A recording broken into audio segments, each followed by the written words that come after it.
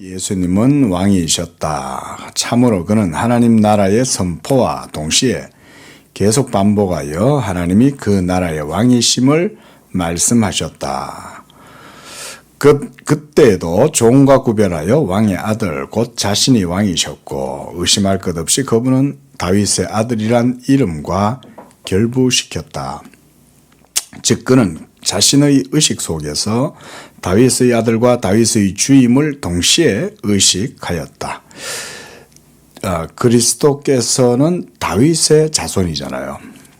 다윗의 자손 예수여 라고 이렇게 말하는 건 인성으로서 다윗의 자손인 거죠. 그렇죠?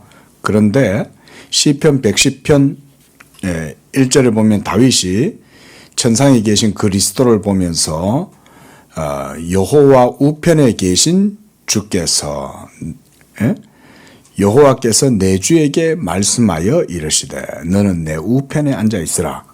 이렇게 또 다윗이 그리스도를 보고 자기의 주님이다 라고 이렇게 말씀하고 있죠.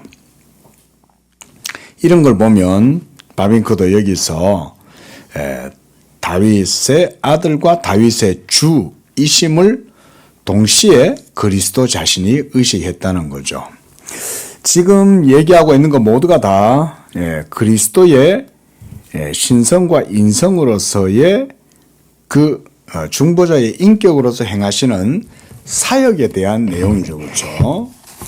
자, 우리가 이제 이런 논점을 잘 배워야 되겠습니다. 자, 지금 바빙크는 중보자 그리스도의 인격이면 이 인격은 두 성품이 있죠. 무엇과 뭡니까? 또 신성. 그렇죠. 이렇게 해서 자, 신성과 인성 이 두 성품이 그리스도의 한 인격 가운데에 있고 이런 그리스도의 인격이 중보자의 인격인 거예요. 우리를 위한 중보자. 그래서 이런 신성과 인성으로서 연합된 그런 인격을 가지고 계시기 때문에 이 안에서 이제 그리스도의 사역이 이루어지는 거예요. 그래서 우리가 지금 보고 있는 것은 그리스도의 사역을 두 가지 상태로 나누어서 보죠. 하나는 지금 17장에서 보고 있는 지상에서의 그리스도의 사역. 자, 지상에서의 그리스도의 사역을 우리가 비하다 이렇게 표현을 하고 또 지금 현재 예수님 어디 계세요? 천상에 계시죠. 그죠?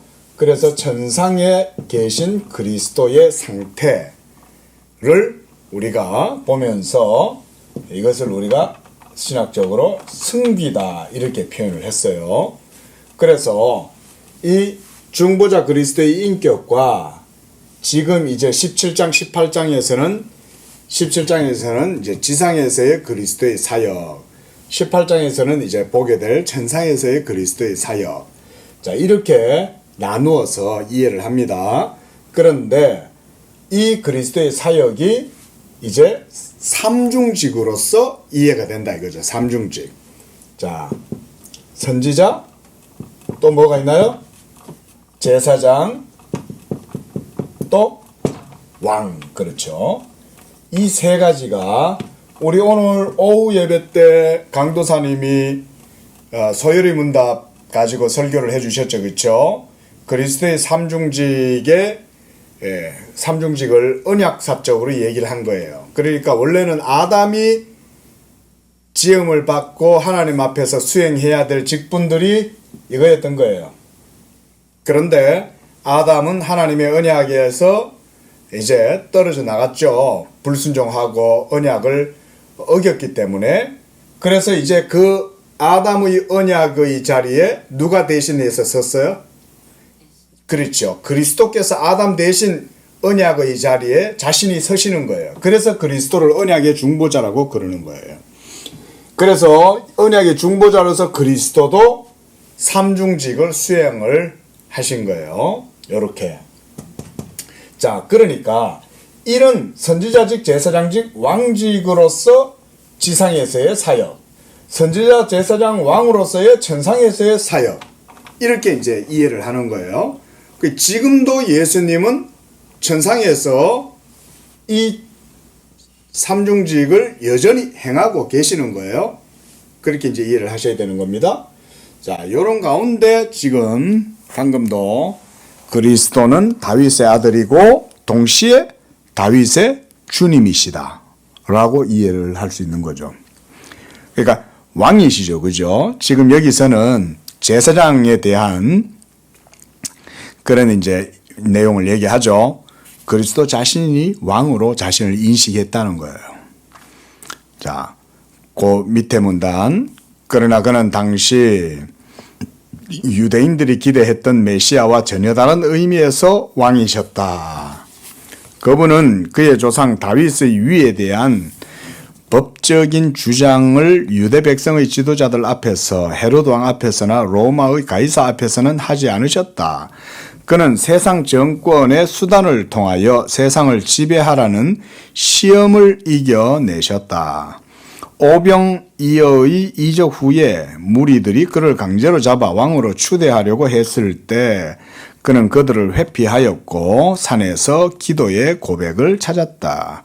그는 계속 그의 왕적 권세를 나타내셨지만 열방의 군주들이 하는 것처럼 지배의 시위로 그 권세를 나타낸 것이 아니고 섬겨 그의 영혼을 많은 사람들의 대속물로 주기 위한 것이었다.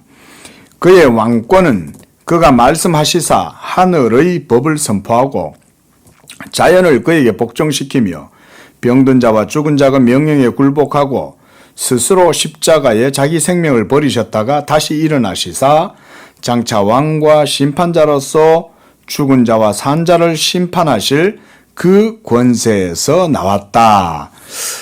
우리 시편 2편 그리고 시편 110편 그리스도 시편이라 그랬죠. 그걸 또 제왕시다. 시편에는 여러 가지 형식의 시가 있어요.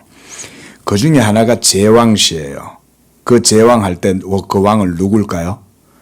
예수님을 얘기하는 거예요. 예? 그러니까 너는 내 우편에 앉았으라. 또 내가 내 왕을 내 거룩한 산 시온에 세웠다 하시리로다. 그랬죠. 하나님의 왕을 하나님이 자기의 거룩한 산 시온에 세웠다. 바로 예수님을 하나님께서 언약의 주요 왕으로서 하나님의 시온산에 예수를 왕으로 세우셨다. 이런 말인 거예요. 그런 걸 시편의 기자들은 성령의 감동하심으로 알았던 거예요. 성령으로 그 다윗이 그 그리스도의 영광을 보았던 거예요. 그리스도의 영광을. 벌써 그때 당시에 다윗은 성령으로 그리스도의 영광을 봤다. 그런 것들이 모두가 다 시편 속에 있는 내용들을 이루고 있는 겁니다. 예? 그러니까 다윗도 그리스도를 왕으로 인식하고 바라봤다면 그리스도 자신은 자기 자신의 인격과 사역에 대해서 그렇게 인식했겠죠. 그렇죠? 당연하겠죠. 무엇보다 특히 그리스도는 아버지께서 자기를 너는 내 아들이라 오늘날 내가 너를 낳았도다. 응? 너는 내 우편에 앉았으라. 열방을 너에게 주리라. 네가 철자의 권세를 가지고 열방을 깨트릴 것이다. 이렇게 하면서 그 그리스도에게 이미 창세 전부터 아버지께서 아들에게 하신 말씀이 있잖아요. 그래서 그리스도께서도 내가 아버지께 보고 들은 것을 너희에게 전한다. 이렇게 말씀했죠. 예수님은 그의 근본은 태초에 상고에니라 이러잖아요. 그러니까 그리스도의 근원은 삼일체 하나님 안에 있죠. 그렇죠? 이런 얘기를 지금 하고 있는 거예요. 그러니까 그런 의미에서 그리스도가 바로 왕이셨고, 그러나 이 왕이라고 할 때는 우리가 보통 세상의 군왕들은 백성들을 후리고 권력을 누리고 지배하고 빼앗고 이렇게 하잖아요. 근데 하나님 나라의 왕은 그런 분이 아니에요. 오히려 자신을 주시는 거예요. 세상의 왕은 솔직히 얘기해서 빼앗아 가긴 가지만 자기를 줄 수 있습니까? 잘 생각해 보세요. 사실상 세상의 왕도 지도 왕관만 머리에 쓰고 있는 거지. 우리가 뭐 영화 같은 데 보면 그런 거 있잖아요. 뭐 왕의 남자? 뭐 이런 게 무슨 영화 같은 데 보면 왕이라는 것도 보잘것없잖아요. 똑같죠. 예? 그리고 왕이 자기 스스로 백성들한테 뭘 줄 수 있는 능력이 없죠. 맞잖아요. 예? 하늘에서 비를 안 내리면 지가 뭐 어떻게 백성들한테 물을 주겠냐고요. 예? 하늘에서 좋은 일기를 허락하지 않으면 어떻게 곡식이 있겠냐고요. 그러니까 안 되니까 가뭄이 일면 기후제를 하고 그렇게 하는 거죠. 그러니까 세상의 왕은 백성들을 전부 다 백성들 거를 갖다가 빼앗아가고 이렇게나 할 수는 있어도 사실 주기는 쉽지 않죠. 그렇죠? 예. 근데 하나님이 왕으로 있는 이스라엘은 어땠어요? 하나님께서 백성들에게 먹을 걸 친히 주시죠. 그 대표적인 사건이 뭐냐면 오병이어 기적인 거예요. 예수님은 진정한 왕이라는 것을 보여주시는 거예요. 오병이어의 사건을 통해서. 왜냐하면 왕은 빵을 나눠줄 수 있어야 되잖아요. 이게 진짜 왕이잖아요. 그 권세가 대단한 거죠. 그걸 보여주는 거예요. 오병이어, 칠병이어, 죽은 자도 살리고 이런 기적들이 왕의 권세를 보여주는 거예요. 진정한 왕이죠. 그러니까 수많은 사람들이 예수님을 모셔가가지고 국회의사당으로 청와대로 데리고 가고 싶어 하는 거죠. 예수님을. 이분이야말로 우리가 굶지 아니하고 빵을 먹여줄 수 있는 분이다라고 해서 많은 사람들이 예수를 무엇으로 삼고자 했어요? 왕으로 삼고자 하려고 막 데려가는 거죠. 근데 하나님 나라와 아버지의 뜻은 그런 의미에서의 왕이 아니죠. 하나님이 진정으로 우리에게 주시고자 하시는 왕의 권세와 생명은 하나님 자신을 우리에게 주는 거죠.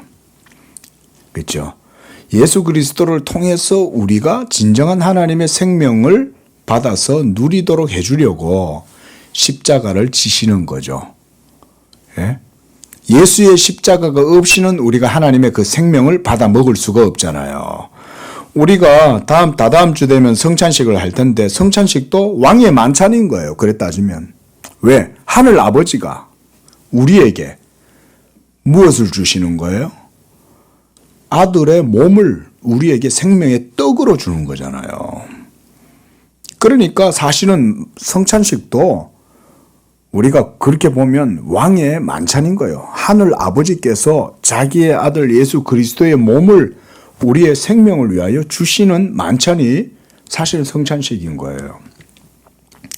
이렇게 하나님은 우리에게 주신다고요. 믿습니까? 주시는 거예요. 하나님은 우리에게 주시는 거예요. 이렇게. 모든 걸 하나님이 다 주시는 거예요. 우리의 삶도 마찬가지 아닙니까? 뭐 우리 양재교회처럼 이제 아직 어린애잖아요. 근데 이런 교회라도 하나님이 다 먹이고 입히시는 거예요. 예? 보자가 없잖아요. 아주 작아서. 예? 누가 뭐 여기 흠모할 만한 게 뭐가 있어요, 이 지하에. 예? 그런데 하나님이 이런 교회도 자기의 은혜 안에서 먹이시고 기르시고 입히시는 거예요. 우리 성도들도 하나님께서 다 삶 가운데 지켜주시는 거예요. 그래서 이 교회가 주님의 떡으로 배불리 먹고 늘 할 수 있도록. 그래서 우리는 정심이 맛있잖아요. 예? 우리 교회 정심이 지금 내가 어디 가서 먹어도 이렇게 맛있는 정심은 내가 정말 못 먹어봤어요. 제가 식도락가 아닙니까? 제가 식도락가라고요. 또 우리 집사님은 또 식도락가 아닙니까? 어디 만만한 그런 분들이 아니라고요. 전부 다. 근데 전부 먹을 때마다 맛있게 먹잖아요. 얼마나 맛있는지 몰라요. 나는 그래서 점심 먹을 때마다 좀 신기해요. 솔직히. 이야, 이 하나님이 참 우리에게 이렇게 맛나게 맛있는 음식을 지어가지고 주시는구나. 에? 이게 어떻게 개척교회 식사입니까? 에? 이런 거 하나도 보면 나는 하나님의 그런 은총이 느껴지거든요. 응? 한 주도 안 빠지잖아요, 우리 교회는. 얼마나 풍성하게 먹습니까? 예? 또 그것도 전부 다 최고급 요리 아닙니까, 사실은? 전부, 예? 뭐예요? 그 요즘 뭐, 무슨, 웰빙, 뭐 이런 거 있잖아요, 웰빙. 예? 최고의 음식이잖아요, 다들. 맛도 또 얼마나 또 다들 또 잘 하시는지. 맛도 뭐, 우리 교회라고 내가 이래 말하는 게 아니죠. 진짜 맛있잖아요. 대단하죠. 하나님이 자기 교회를 왕으로서 다 통치하시고 먹이시고 입히시고 인도하시는 거예요. 우리 성도들의 삶도 그렇게 인도하시는 줄로 믿습니다. 광야 예수님이 오병이어를 베풀어 주신 기적은 그때 당시에 몰려드는 5천 명의 사람들만 먹이시는 게 아닙니다. 그렇게 보면 안 돼요, 성경을. 그때 그렇게 먹이신 주님은 지금도 자기를 따르는 백성들은 그와 같이 먹이시는 거예요. 자기의 교회를 그렇게 먹이십니다. 그게 왕이죠. 그런 게 왕 아니에요. 세상의 왕들은 왕질하려고만 하고 지가 왕이라고 내세우기만 하지 전부 백성들 거 다 수탈해 가고 말이죠. 예? 심지어 막 곡식 종자까지 다 뜯어가잖아요. 응? 하지만 우리 주님은 진정한 왕인 거예요. 자, 그 밑에 제일 밑에 문단 그리스도께서 구약의 예언과 결부하여 그의 왕권에 부여한 이런 영적인 의미는 마치 그가 실제적으로 왕은 아니었고 다만 비유적인 의미에서 이런 명칭을 가져온 것처럼 생각하는 유혹에 빠지지 못하게 된다. 그러니까 성경에서 보여주는 그리스도의 왕적인 모든 은총이나 권세는 이 장난이 아니라는 거죠. 말장난이 아니라는 거예요. 실제라는 거예요.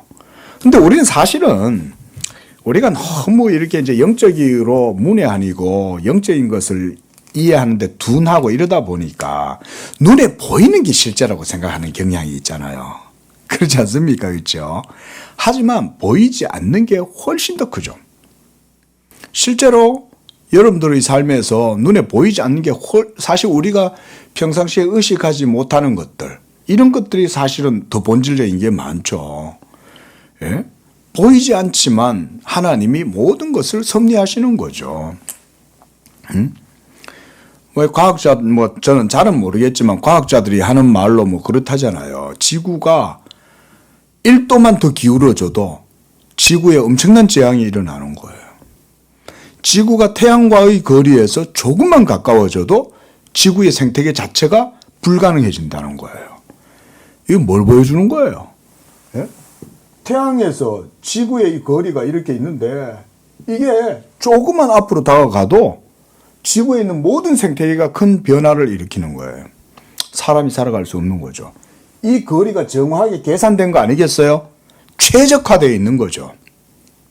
그렇죠? 어떤 값으로 정확하게 정해져 있는 거죠. 근데 우리 그거 모르고 살잖아요. 이거 생각하고 사는 사람 누가 있어요? 이거 뭐 지구과학이나 전체 물리학 하는 사람들이나 생각하고 아는 거지. 예? 그러니까 실제로 우리는 모르고 살아가는 게 너무 많은 거예요. 사실은. 하늘의 태양은 얼마나 중요합니까? 물은 또 얼마나 중요합니까? 또 물과 같은 물질도 없죠. 세상에서. 물이 흙에도 스며들어야 되고 식물들도 물이 필요하잖아요. 예? 모든 미생물들도 물이 있어야 미생물이 증식하잖아요. 예? 그런데 그런 수분이나 습기라든가 안개라든가 이런 것들도 습도도 굉장히 중요하죠. 얼마나 우리의 모든 우리의 생의 모든 조건이 최적화되어 있죠. 생의 모든 조건이 최적화되어 있잖아요. 실제 아닙니까? 이게 훨씬 실제죠. 근데 우리는 이 실제조차도 우리의 생의 조건들인데도 우리는 이거를 망각하고 살아가잖아요. 그렇죠? 중요한데도. 그런데 이거보다 더 중요한 조건은 뭐예요? 절대상수라는 표현을 쓰자면 바로 하나님의 존재 자체죠. 지구와 태양과의 거리가 그만큼 조금 더 변하면 안 되는 것만큼이나 더 중요한 게 하나님의 존재 아니겠어요? 하나님이 이렇게 지으셨는데 우리 영혼에 있어서는 진정한 생명은 하나님이신 거죠. 우리는 이런 걸 생각 안 하고 살잖아요. 눈에 안 보인다고 없는 게 아니에요. 눈에 안 보이는 게 사실은 우리의 삶에 훨씬 큰 영향, 거의 90% 이상을 영향을 미치고 살아요. 우리는 뭐 2, 3% 정도 인식하고 사는 거지. 2, 3% 정도. 누가 공기를 주신 하나님께 감사합니까? 물을 주시는 하나님께 감사하고 무엇보다 내가 살아있다는 것 자체도 우리는 당연하게 여기죠. 오늘 아침에도 저는 그런 생각을 해봤어요. 아, 눈을 떴네. 하나님이 밤새 안 데려가셨네. 제 친구들 벌써 한 몇 명 벌써 세상 별세 했거든요. 내 친구들조차도, 고향 친구들이. 젊어서 20대 때 벌써 암 걸려가지고 죽고, 또 화장실에 앉아가지고 용변 보다가 그냥 먼저 갔어요. 뭐 이리저리 뭐 다 세상 떠나요. 예? 그래 따지면 우리도 언제 갈지 어떻게 알아요? 근데 오늘 하루 또 눈을 떴다 이거죠. 근데 그 뜬 것이 얼마나 감사한지 우리 생각 못 하잖아요. 예수 믿는 사람들은 그러면 안 되죠. 자. 그러니까 한마디로 그리스도의 이런 삼중직 가운데 또 이런 왕직 같은 것들도 제사장직, 선지자직 이런 모든 것들은 다 굉장히 중요한 거예요. 하나님의 진리에 있어서. 자, 요거 조금 한 분기만 좀 꺼주십시오. 넘어가고요. 자, 335쪽 두 번째 문단. 그의 이런 완전하고 영원한 왕권에 대한 합법적인 주장에 관한 한 어떤 것도 하나님과 사람 앞에 결코 떨어지지 않도록 하셨다. 그랬습니다. 또 쭉 내려가서 그는 힘으로 그 권리를 취하고자 한 게 아니라 하나님에 대한 절대적 순종에 의해서만 얻고자 하셨다. 이게 중요합니다. 자, 예수님을, 그리스도를 하나님의 거룩한 산 시온의 왕으로 세우신 분은 누구예요? 하나님 아버지죠. 그죠? 이때는 우리가 좀 신학적으로 이해를 하셔야 돼요. 하나님이시라도 위격을 분명하게 지칭을 하는 게 좋아요. 예수님은 하나님의 아들이시고 이 아들을 너는 내 아들이라 오늘날 내가 너를 내 거룩한 시온의 왕으로 세웠다 라고 하실 때 그 세우신 하나님은 성부 하나님이신 거죠. 그렇죠? 성부께서 아들을 세우셨어요. 그러면 아들을 왕으로 세우신 그 하나님이 모든 것에 있어서 주권자죠. 맞잖아요. 예? 그래서 마지막 날이 되면 아들도 맨 마지막 모든 우주 역사의 끝에 가서는 아들도 아버지께 영광을 돌려요. 이게 성경의 경륜입니다. 한번 볼까요? 우리 고린도 전서 15장으로 한번 가봅시다. 성경에는 이런 식으로 표현을 합니다. 이런 언약에 대한 표현들이. 자, 15장. 27절, 24절. 15장 24절 한번 보십시오. 자, 우리 함께 읽습니다. 시작. 그 후에는 마지막이니 그가 모든 통치와 모든 권세와 능력을 멸하시고 왕으로 멸하시는 거죠. 누가? 왕이 누구예요? 왕이 누구예요? 예수님이죠. 예수님이 왕의 권세를 가지고 모든 통치와 모든 권세와 모든 능력을 진정한 왕이니까 다 멸하시는 거예요. 이게 아버지께서 아들에게 주신 왕권이에요. 이 왕권을 가지고 그 다음 어떻게 해요? 그 나라를 아버지 하나님께 바친다. 왜 이렇게 아들이 모든 나라를 맨 마지막에 아버지께 바칠까요? 창세전에 아버지께서 아들에게 그 나라를 주셨기 때문에 그런 거예요. 아버지가 아들에게 주셨고 그럼 그걸 아버지께로 아들이 받았으면 그러면 그걸로 끝나는 게 아니죠.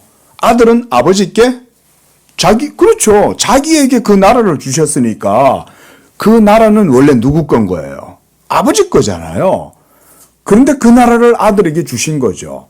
그리고 그 아들은 이제 이 우주에 하나님이 왕으로 세우신 다음 그리스도를 통해서 철장의 권세를 갖고 모든 죄악된 세상의 군왕들을 다 깨트리고 멸하시는 거예요. 느부갓네살도 깨트리고 애굽의 바로왕도 깨트리고 벨사살도 깨트리고 다리오도 깨트리고 저 아수르의 왕도 깨트리고 고레스도 깨트리고 헬라의 알렉산더도 깨트리고 로마와 모든 제국들의 왕들을 하나님이 다 깨트리시는 거예요. 그리고 하나님의 나라를 세우시는 거예요. 그런 다음 이 모든 우주의 마지막에 가서 그 모든 나라를 하나님 아버지께 다시 다 돌려서 드리는 거예요. 이게 삼일째 하나님의 창세전부터 이루어진 경륜이에요. 그리고 28절도 보세요. 28절에도 그런 말씀이 있어요.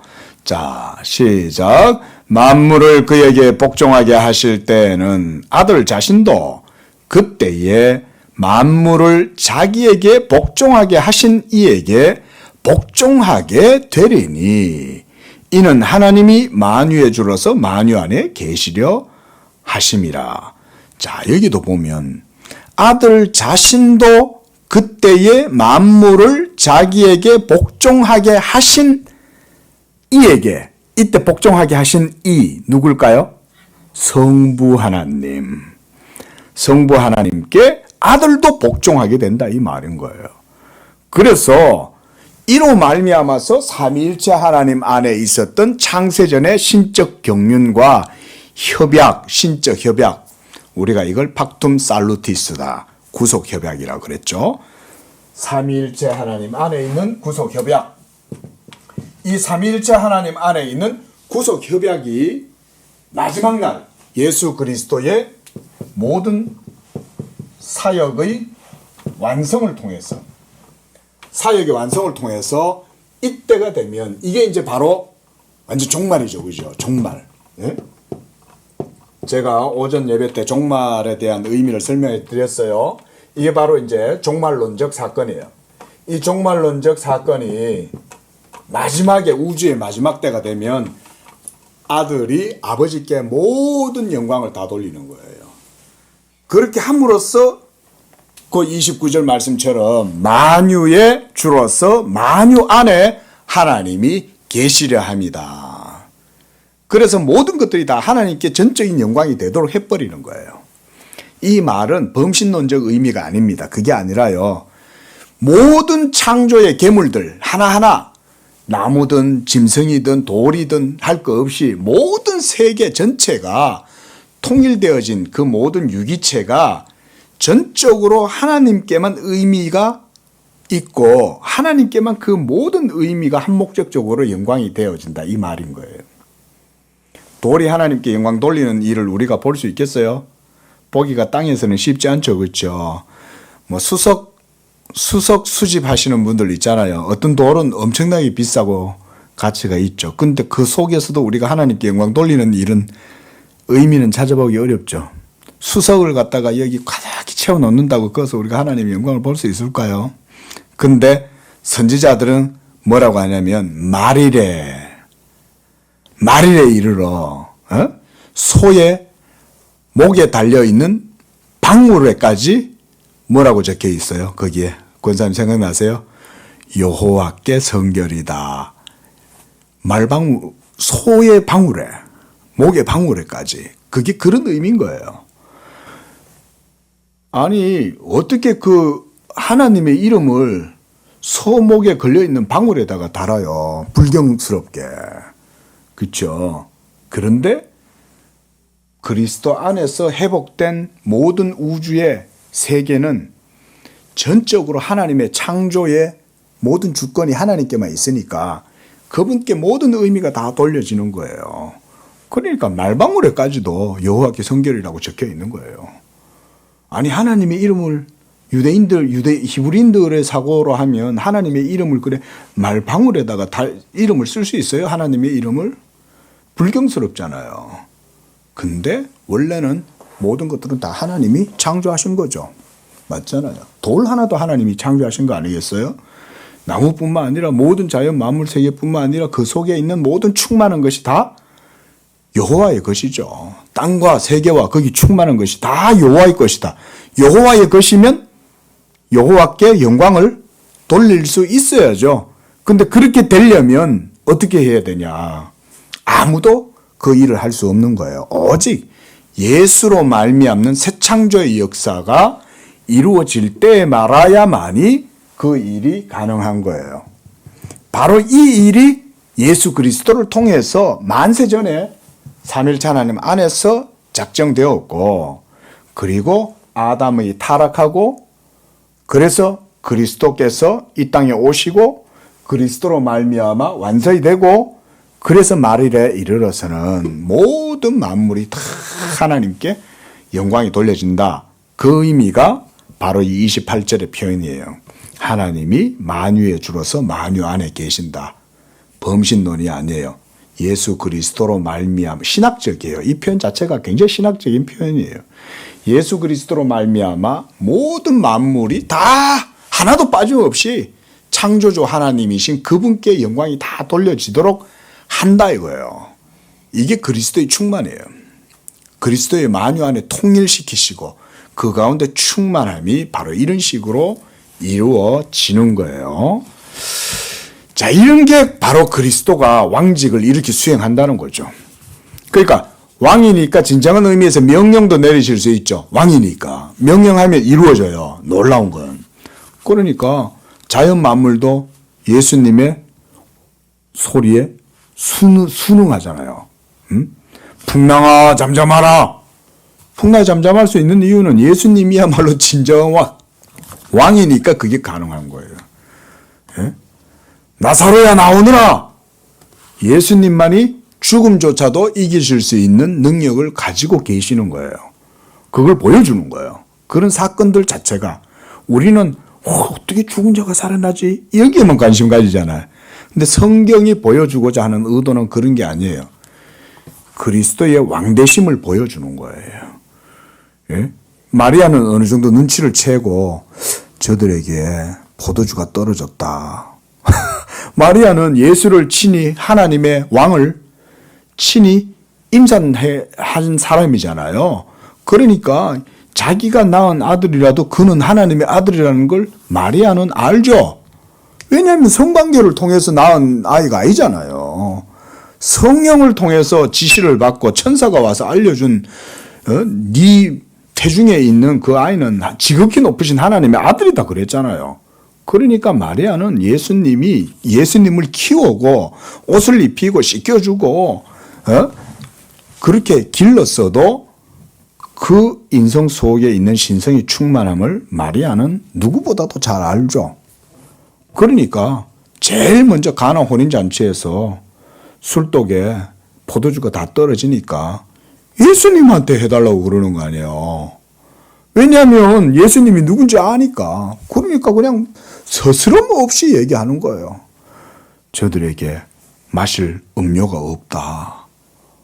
이렇게 얘기하니까 그 생각을 해보세요. 마리아가 어떻게 왜 그런 얘기를 예수님한테 서스럼 없이 툭 던지냐 이거예요.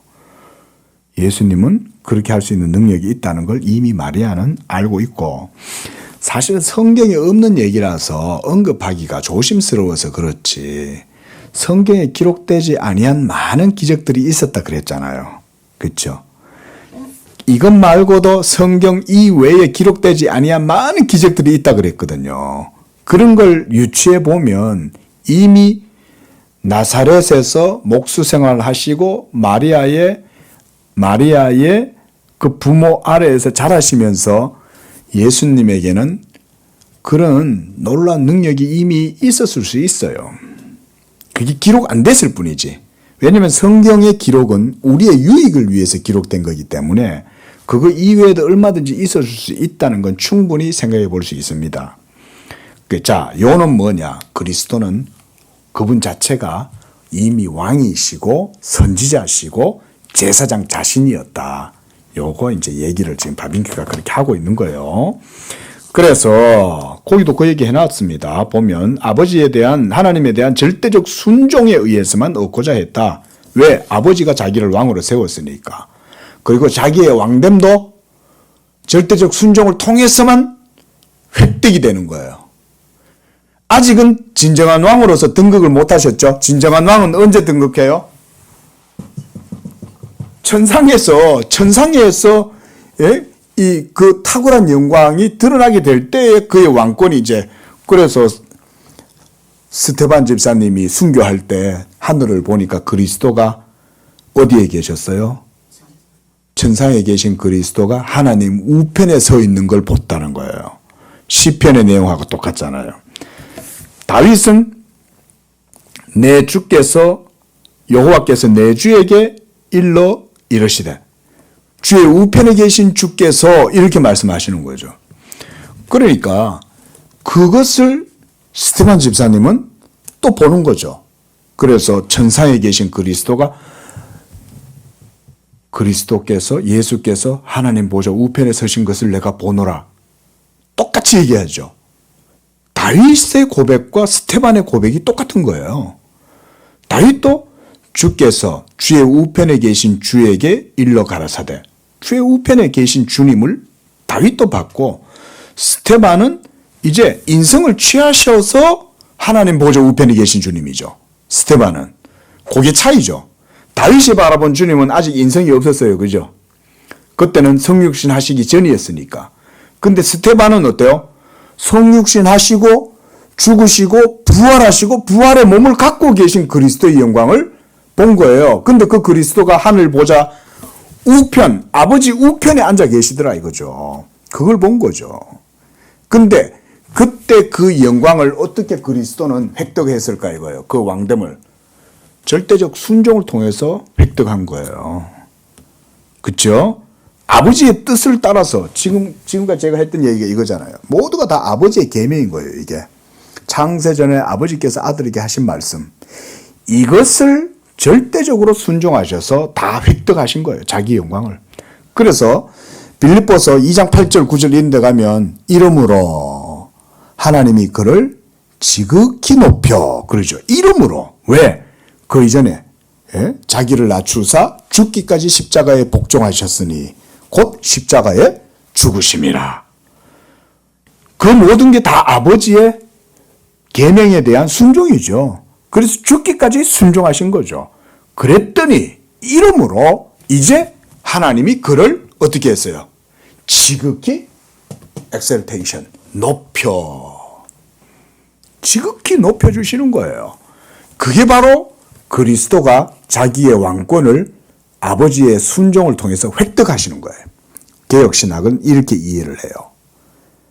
이거를 요즘 부정하는 분이 있는데 성경의 이런 부분을 모르는 거예요.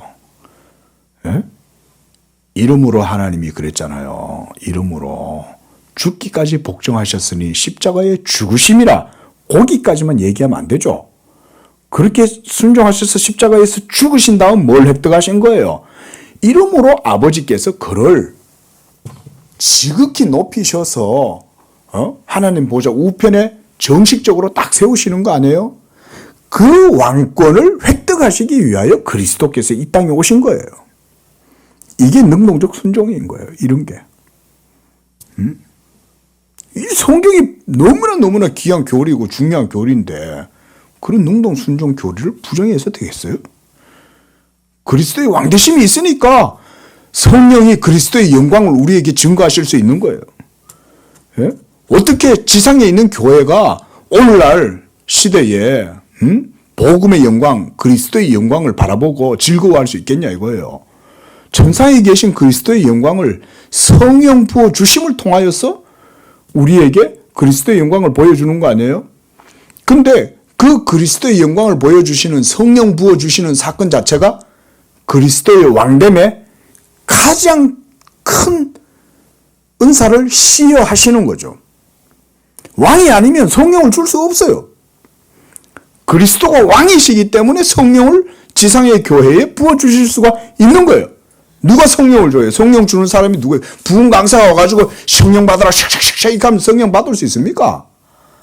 예수님이 왕이시니까 하늘에서 성령을 주시는 거예요.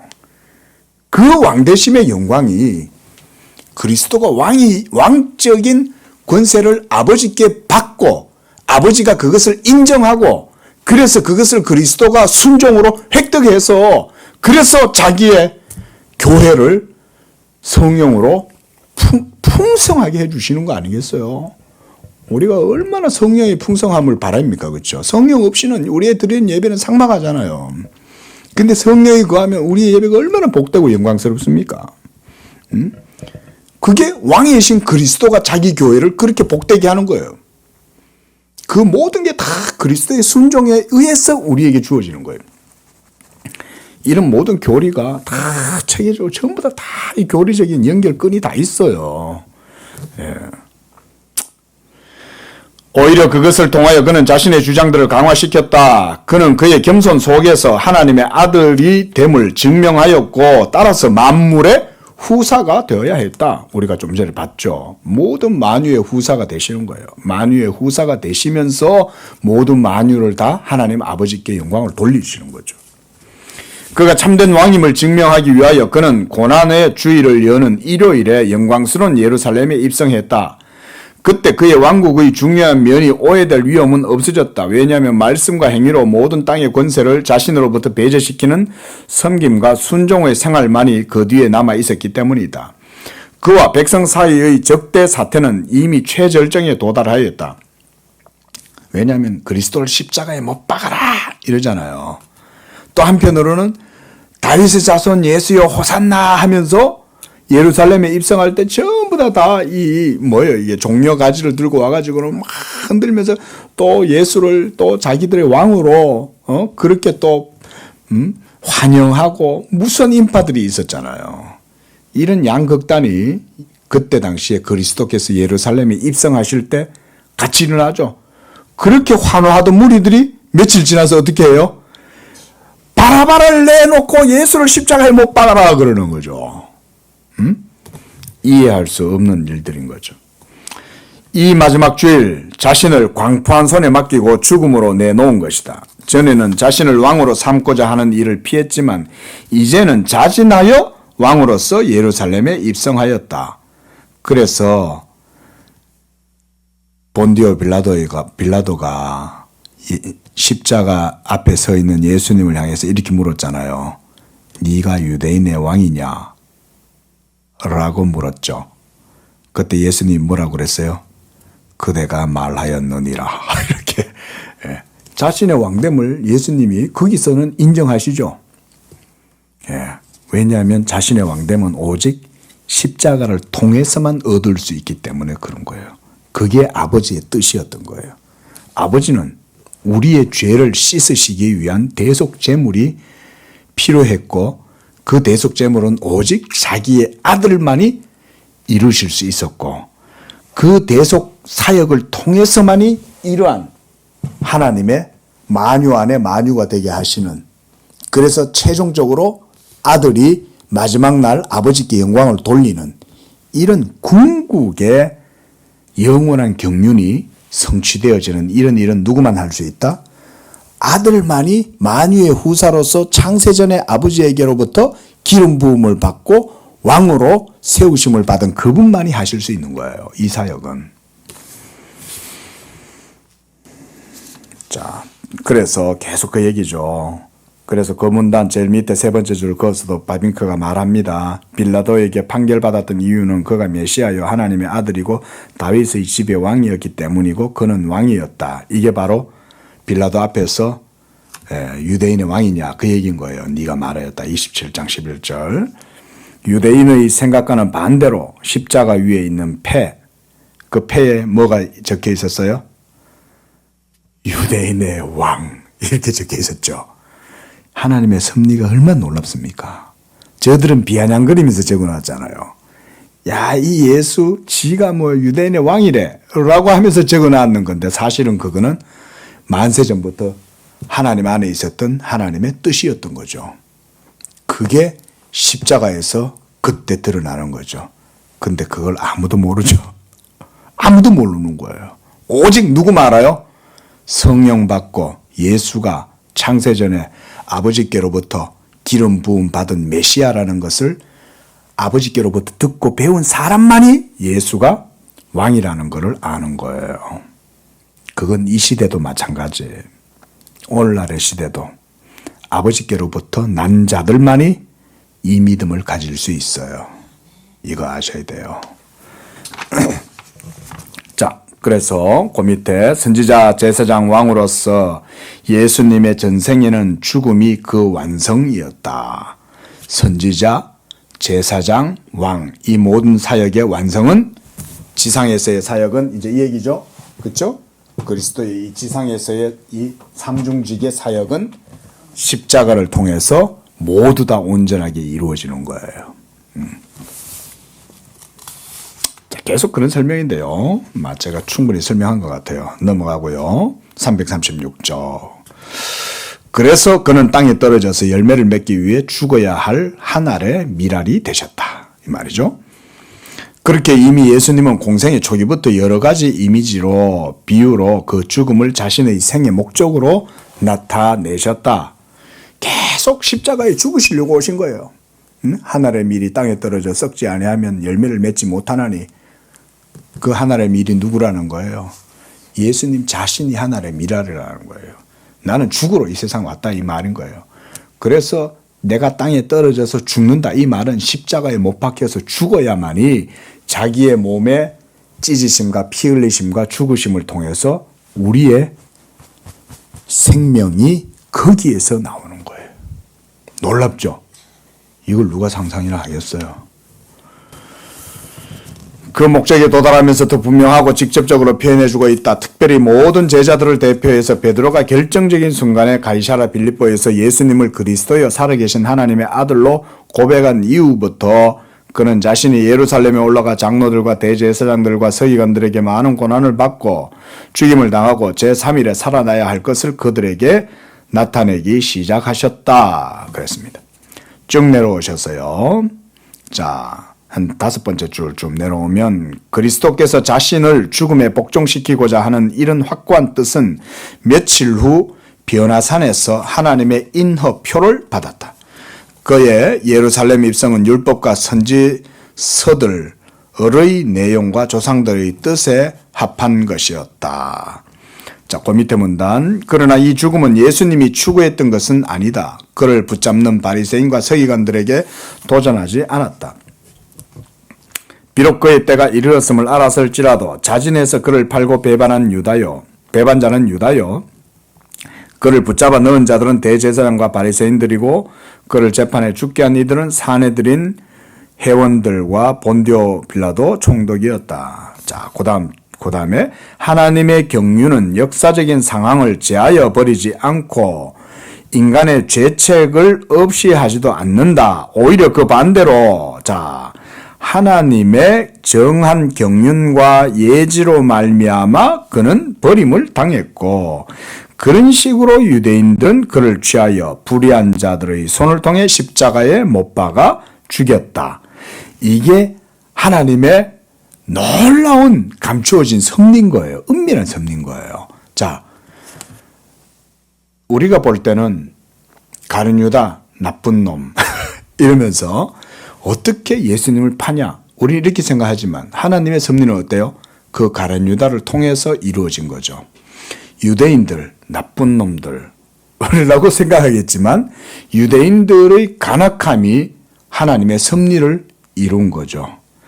빌라도가 끝까지 예수를 어쨌든지 간에 죄 없는 예수를, 벌써 이방인이지만 빌라도 정도 되면 총독이니까 의식이 있죠. 지성인이에요. 그렇죠? 판단력이 있어요. 그러니까 아무리 로마의 총독이라 할지라도 죄 없는 사람을 함부로 하는 건 일단 본인 스스로도 여러 가지 점에서 문제가 생길 수 있어요. 왜냐하면 나중에 본인이 로마법에 의해서 추궁을 당할 수가 있고 정치적으로 타격을 받을 수 있어요. 왜? 죄 없는 사람인데 로마인들의 정치적인 여론에 밀려갖고 예수를 십자가에 못 박도록 내주잖아요. 그러면 사실은 좀 더 빌라도가 강경하게 안 돼! 이 사람 죄도 없는데 너들 왜 그래? 너도 잘못한 거잖아. 안 돼! 너들 뭐 하나님 섬긴다더니 너 그러면 되겠어? 이러면서 예를 들어서 빌라도가 정치에 타협 안 하고 밀어붙여가지고 안 하면 사실은 예수님 살리실 수 있었어요. 그런데 하나님의 은밀한 섭리는 그렇지 않았죠. 그러니까 예수를 십자가에 못 박아라 그러면서 막 군중들이 막 소요가 일어나려고 하니까 놔뒀다가는 이 야단이 나왔거든. 그러니까 빌라도에 의해서 십자가에 못 박아 죽게 하는 거죠. 자, 모두 나쁜 놈들이 그런 짓들을 했단 말이에요. 근데 놀랍게도 하나님의 은밀한 섭리가 그 가운데 작용한 거죠. 그게 이제 하나님의 섭리인 거예요. 예? 지금도 마찬가지라고 우리가 생각하시면 돼요. 하나님의 선하심은 누구도 말릴 수 없고 막을 수 없어요. 예? 자, 그리고 쭉 내려와서 제일 밑에서 세 번째 줄. 그리스도 부활 후 성령의 가르침을 통해 처음 예수님의 고난과 죽음의 필연성과 그 의미를 이해하게 되었다. 그런 고난과 죽음이 또한 선지자적 사역의 성취요 그의 가르침이 진리였음의 증거요 그의 전생애의 인표임이 확실시 되었다. 자, 그리스도의 고난과 죽음의 필연성과 의미 모두가 다 하나님의 뜻이었죠. 그리스도의 죽으심은 그저 우연하게 충동적으로 이루어진 게 하나도 없어요. 죄인의 머리 위에 붙여놓은 팻말 하나조차도 하나님의 섭리였죠. 십자가에 못 박혀 죽으신 그 그리스도는 바로 유대인의 왕이라는 거예요. 이거 하나까지도 그냥 팻말이 붙은 게 아니에요. 그래서 시편 기자들은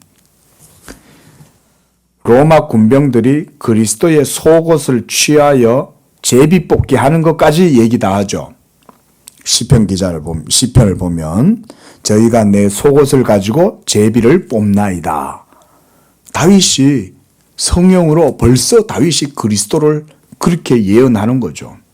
또 이 쓸개 같은 포도즙, 이 식초, 이것을 마실 것에 대해 가지고도 예언을 하고 노래하죠. 이런 내용들이 모두 다 벌써 하나님 안에 그게 뭐였다는 거예요. 하나님의 작정과 섭리 가운데 벌써 다 예정되어져 있었다는 거예요. 그런 게. 근데 그게 이제 때가 되어서 그리스도를 통하여 다 드러나게 된 거죠. 예? 초를 마시니까 얼마나 괴로웠겠어요. 안 그래도 목이 말라가지고 물이 마시고 싶었을 텐데 얼마나 목이 마르셨겠어요. 그 피가 막 다 빠져나가고 이러면 목이 마르잖아요. 그 내가 목마르다 그러니까 그 초를 갖다가 사람한테 먹이는 거죠. 근데 그것조차도 이미 예언이 되어져 있었다는 거죠. 자, 쭉 넘어가서 그 부분도 이 337쪽도 쭉 넘어가겠습니다. 한 5번째 줄 보면 그리스도의 죽음은 그의 왕적 권위의 계시였으니 이는 그의 죽음이 꼭 치러야 할 운명이 아니었고 스스로 자진해서 이룬 한 행위였다. 그리스도가 이 모든 것들을 자기가 선택하시는 거예요. 결정하신 거예요. 자기가. 기계적으로 이루어진 게 아니라는 것입니다. 그리고 그 밑에 줄 보세요. 십자가에 달리시는 일은 땅 위에 지극히 높아지는 일이었다. 이게 바로 빌립보서 우리가 2장 8절 이런 내용이에요. 이름으로 하나님이 그를 지극히 높이시는 거예요. 하나님의 거룩한 산 시온의 왕으로 세우시는 거예요. 이 일을 통해서. 이게 바로 십자가를 통해서 이루어진 거예요. 그리고 그의 대적들에 대한 승리였고 이는 그것이 뭐라고 해놨습니까? 아버지의 명령에 순종하는 가장 완전한 순종이었다. 이 순종을 통하여 아들이 아버지께 영광과 의를 획득하는 거예요. 이거를 이해를 못해가지고 능동순종이 거짓된 교리라고 엉뚱한 소리들을 하는 거예요. 성경에 있는데 성경에 없는 걸 얘기하는 게 아니잖아요. 성경이 다 있잖아요. 아버지께 순종한다고. 나는 그의 명령이 영생인 줄 아노라. 내가 아버지께 듣고 본 대로 내가 너희들에게 전하고 행한다. 이렇게 예수님 다 얘기하잖아요. 아버지와 아들은 하나고, 일체고, 그래서 아들이 행하는 모든 일은 아버지의 일이고, 그렇게 아버지께 끝까지 죽기까지 순종하셔서 이름으로 하나님이 그를 지극히 높이시는데 그냥 높이시겠어요? 훈장을 달아줄 거 아니에요. 그죠? 잘했다라고 훈장 주실 거 아니에요. 아들에게 아버지가. 그럼 그 훈장이 바로 뭐냐? 영광이죠. 높임 받는 거죠. 높임 받는다는 말은 그리스도의 몸에 접붙여져 있는 모든 성도들도 그리스도와 함께 그 영광에 참여하는 거예요. 우리가 한 거 있어요? 없어요? 우리가 한 거 없는데 우리는 그리스도의 몸에 하나님의 무궁한 자비로 접붙임 받고 그리스도가 행하시고 이루신 모든 의를 우리는 그저 아무 한 거 없이 받는 거예요. 에? 얼마나 이게 크고 값진 거예요. 그렇죠? 값없이 받았으니 그 영광의 기업을 우리가 값없이 상속받았으니 하지만 그리스도는 어때요? 값없이 받은 거 아니죠? 그리스도는 완전한 순종을 통해서 받으신 거예요. 이게 왜 교리에 이런 게 개혁주의 교리에 이런 순종의 교리가 없어요? 왜? 있죠. 능동적 순종 부정하면 안 됩니다. 복음의 부요함이 능동적 순종 속에 있어요. 자, 그래서 쭉 넘어갑시다. 자, 그 밑에는 그런 얘기예요. 방금 얘기했던 그런 내용들, 그리스도가 그걸 통해서 영광 받으셨다는 얘기인 겁니다. 자, 그 밑에 문단까지 보고 마치겠습니다. 신약에서 그리스도의 죽음을 이렇게 표현했을 때 그것은 직접 구약과 관련된다. 가장 오래된 시기부터 제사는 있어 왔고, 자, 그렇죠? 가인과 아벨에서부터도 또 노아와 족장들도 행했고 모든 나라와 종교에서 발견될 수 있다. 일반적으로 그 목적은 산 것이든 죽은 것이든 어떤 물질을 일정한 의식에 따라서 엄숙하게 파괴시켜 드리므로 신의 총회와 그와의 교제를 확실시하거나 새로이 구함이다. 그의 백성 이스라엘에 대해서도 여호와께서는 그 율법 안에 제사법을 포함시켰고 그러나 이스라엘의 제사법은 다른 역할을 하고 그 의미가 변형되었다. 자, 나머지는 다음에 보도록 하겠습니다. 핵심은 그 얘기죠. 모든 율법의 핵심은 결국 예수 그리스도를 보여주는 거다. 그 말인 거예요. 하나님이 받으실 수 있는 참된 제사, 그거는 오직 그리스도를 화목제물로 드림으로만 이루어질 수 있다. 예. 피곤하신데 수고하셨어요. 자, 기도하겠습니다. 자비로우신 하나님 아버지, 감사합니다. 우리에게 있는 중보자 예수 그리스도는 창세전부터 영원하신 삼위일체 하나님 안에서 우리를 위하여 택정함을 입으시고 세우심을 받으셨으며 때가 되어 여인에게서 나시며 율법 아래에서 나시고 하나님의 모든 계명과 율례를 따라 행하심으로써 우리를 위한 의를 이루시고 마지막에 십자가에서 자기를 화목제물로 드리심으로 하나님께 끝까지 순종하심으로 이제 그가 하나님 앞에 지극히 높임을 받아 창세전 삼일체 하나님 안에 있는 그 신적인 경륜과 작정과 섭리대로 모든 일을 이루시고 하나님께 영광을 얻으신 줄로 믿습니다. 그 주님께서 바로 우리의 영광의 주님이시고 우리도 장차 그 그리스도와 함께 그 하나님의 언약의 영광의 기업의 풍성함을 누리게 될 줄로 믿습니다. 우리 성도들에게 이 놀라운 구속의 은총을 값없이 베풀어 주셨사오니 우리가 그리스도와 함께 이 기업을 받았으니 날마다 감사하게 하시고 그 안에서 소망이 넘치는 삶을 살고 늘 하나님을 찬양하면서 천국의 소망을 품고 살아갈 수 있는 우리 성도들의 삶이 되도록 축복해 주옵소서. 거룩하신 예수님의 이름으로 기도합니다. 아멘.